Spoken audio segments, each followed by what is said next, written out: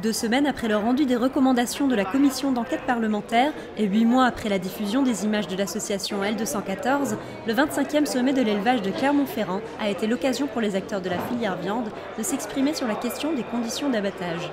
Les éleveurs ont forcément été surpris par des images aussi choquantes, pris dans des conditions un peu particulières. Nous-mêmes, au niveau de la filière, au niveau de l'interprofession, on a condamné ces actes qui ont pu se passer dans certains abattoirs, parce que ce n'est pas une généralisation de ce qui se passe. Et donc justement, nous avons été parfaitement intéressés et contents qu'une commission d'enquête soit réellement mise sur ce sujet. Une commission d'enquête qui a été mise en place au mois de mars. Sa mission, créer une liste de 65 recommandations afin d'éviter les manquements des abattoirs concernant le bien-être animal.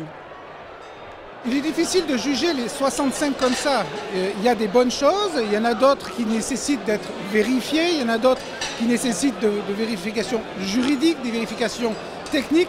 Il y a toute une expérimentation à mener et donc nous demandons éventuellement à ce que les choses soient analysées juridiquement, expérimentées et pourquoi pas mis en place. Une mise en place qui soulagerait les éleveurs et autres acteurs de la filière, inquiets des conséquences que cela pourrait avoir sur la consommation de viande. Je ne crois pas que ce soit une situation qui se passe dans tous les abattoirs. Des abattoirs, j'en ai visité. Moi, pour ma part, je travaille avec 2 abattoirs.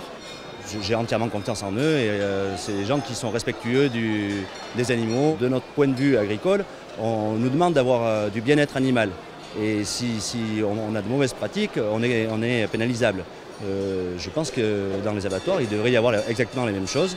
Et du personnel qui maltraite les animaux, c'est pas possible. Aujourd'hui, il faut qu'il y ait une communication de la part de la filière entière sur les pratiques qui sont à venir et qui sont respectueuses du bien-être animal. Une communication que la filière met en œuvre au travers de l'organisation régulière de journées portes ouvertes, mise en place par tous les maillons de la filière pour répondre aux attentes du consommateur.